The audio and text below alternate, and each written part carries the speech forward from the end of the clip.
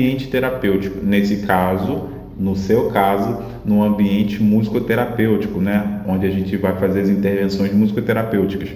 E essa aula aqui vai ser para diferentes tipos de públicos e abordagens que você tem. Então pode ser para crianças, para quem atende crianças, mulheres, idosos e assim vai.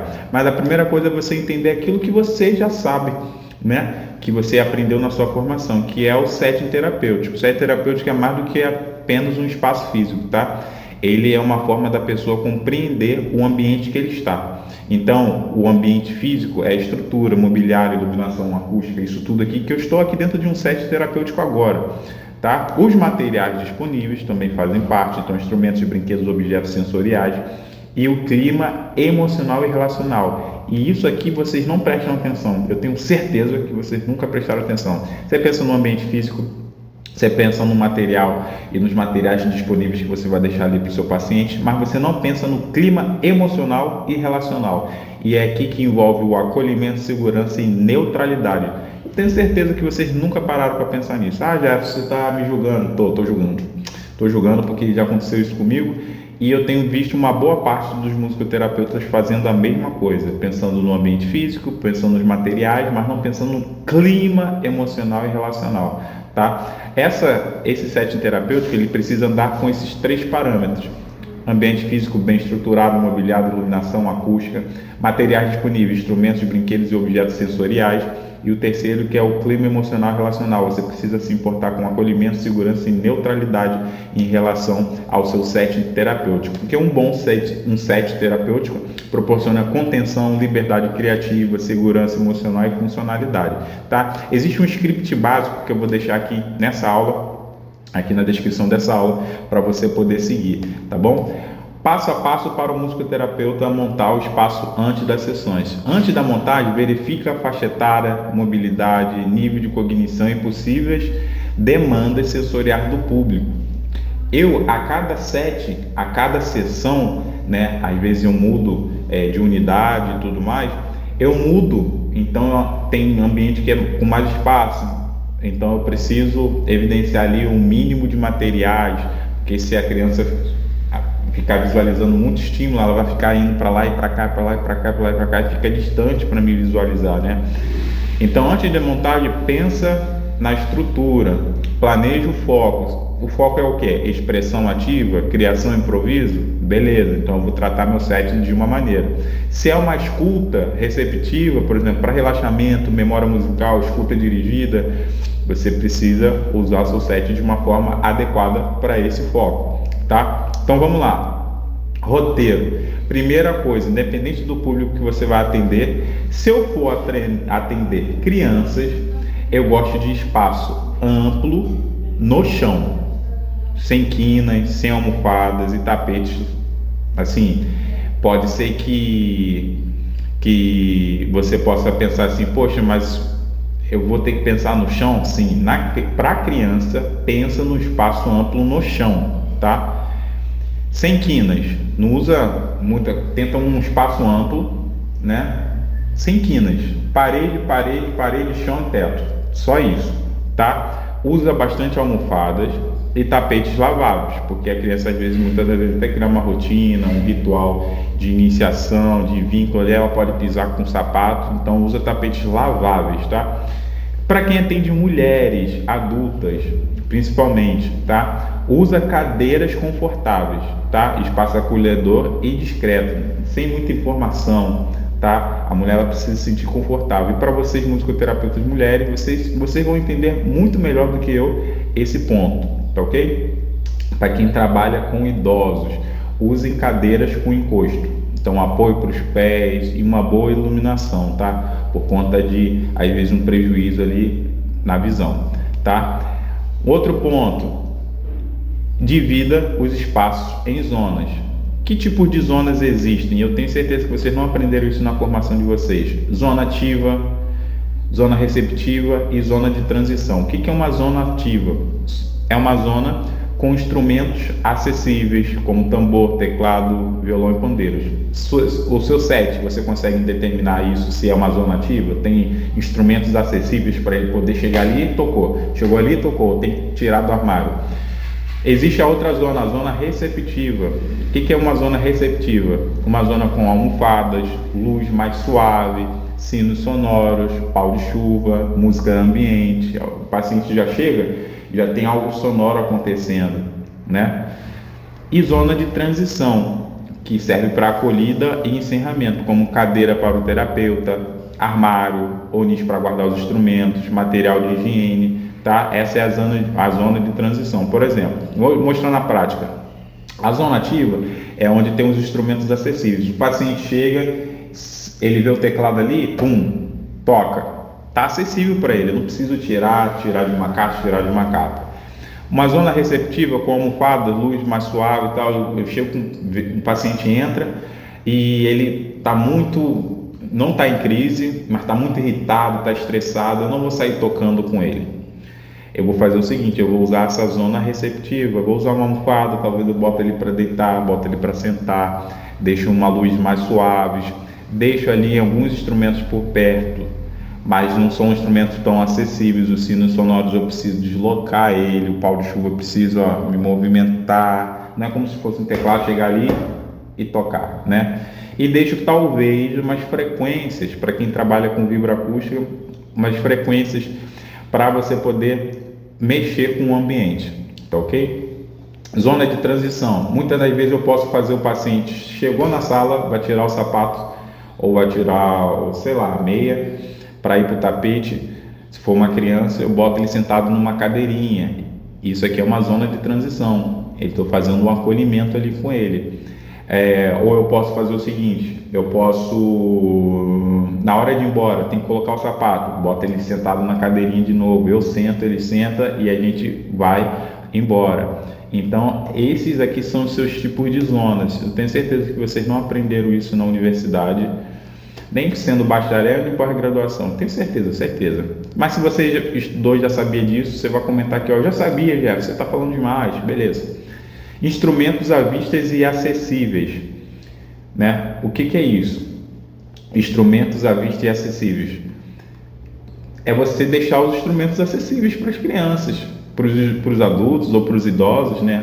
Para você deixar ele acessível, você pode pendurar eles nas paredes, tá? Evitar colocar eles dentro de caixas. Jefferson, mas isso eu deixo dentro de caixas. Não, gente, não tem problema. Aqui você só está para saber o que é uma acessibilidade de instrumentos. É você, por exemplo, deixar variedade de instrumentos. Ali eu deixo os instrumentos de percussão, ali eu deixo os instrumentos de melódica, aqui eu deixo os instrumentos harmônicos, para poder. Eu sempre costumo pensar o seguinte, ó, instrumentos de percussão, eu deixo eles amostras, mas alguns eu deixo isolados. Eu vou explicar por quê. Instrumentos melódicos, como teclado, metalofone, eu deixo eles mais acessíveis, né? Dependendo se for uma flauta, eu não deixo ele acessível, tá? É algo que eu controlo ali.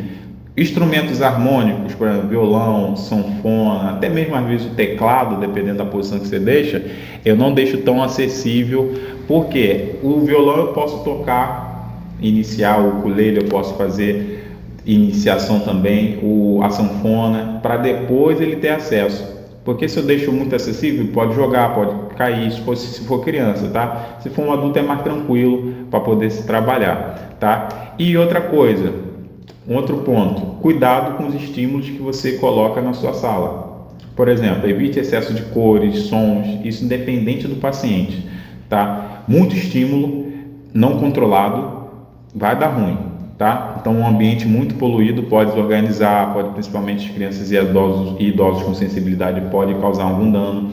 Então, deixe coisas naturais. Ó, eu estou num ambiente aqui onde tem vários bonequinhos ali, mas minha paciente que vai chegar daqui a pouco, eu vou fazer o seguinte, eu vou tirar todos eles, vou deixar o teclado, o violão, o ocean drum e alguns instrumentos ali na caixa, porque eu vou tirando aos poucos com ela e usando isso com ela, para ela obedecendo algumas regras. Se eu deixar já tudo espalhado, não tem muita curiosidade, né? Não tem muito o que fazer depois que já tem tudo ali disponível. Não tem tanta atração para a criança. E criança é curiosa. Isso no meu caso, tá? Então, outro ponto para vocês se atentarem: diferença entre ativo e receptivo. Ativo, a característica de um set ativo é um espaço amplo, liberdade de movimentação, instrumentos acessíveis e variedade sensorial. Isso aqui é um espaço com característica do set ativo. Já um set receptivo, você deixa uma iluminação mais suave, ou pode deixar uma luz ambiente mesmo, assentos confortáveis, clima de segurança e introspecção. Quem trabalha em grupo, é muito legal trabalhar às vezes fora, né? Do lado de fora, em um ambiente mais externo, né? Mas se for trabalhar de forma interna, é você não deixar tanta variação de estímulo. Então deixa um ambiente natural. Se é uma sala vazia, praticamente, use uma sala vazia, porque muitas outras coisas podem tirar a atenção dela. E se ela está em grupo, ela precisa viver ali em comunidade, né? Precisa estar social. Lista básica de materiais por público, tá? Se for para criança, tapete lavável, almofadas, brinquedos musicais de encaixe ou brinquedos de encaixe, tambor pequeno, chocalhos, pandeiro, pau de chuva, flautas doces. Eu estou planejando algo para a plataforma e vocês vão gostar bastante. Violão, teclado para vocês criarem os recursos de vocês, espelho, caixa de histórias, fantoches. Quem trabalha com mulheres, poltronas confortáveis, sinos de vento, teclado, ukulele, materiais para escrita e desenho, muito bacana. Eu tenho uma colega que trabalha com mulheres, ela trabalha de uma forma incrível, usando material de escrita e desenhos. Luz quente, indireta, alto-falante para reprodução de músicas temáticas, tá? Para quem trabalha com idosos, cadeiras seguras com braços, tá? Não pode ser sem braço. Instrumentos leves, né? Como pandeiro, reco-reco, sinos, caixa de memória musical, CDs antigos, imagem de discos,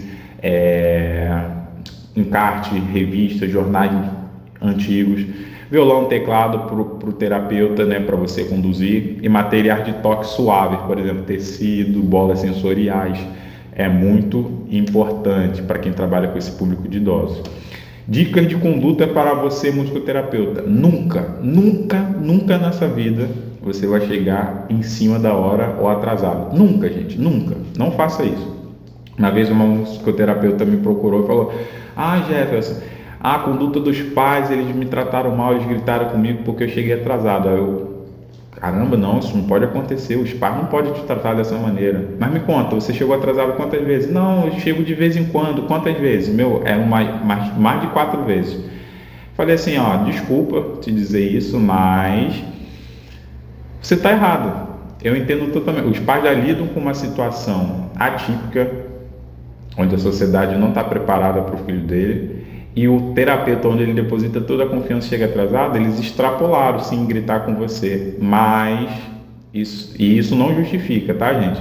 Mas olha só o que você fez com ele. Isso não é humano, isso não é ético, isso não é uma conduta de um terapeuta, tá? Então chegue antes e monte. Número 1, chegue antes e monte seu espaço com intenção. Se você atende 8 horas, chega às 7. Se atende 9 horas, chega a 8, tá? Chega 1 hora antes. Evite improvisos de última hora.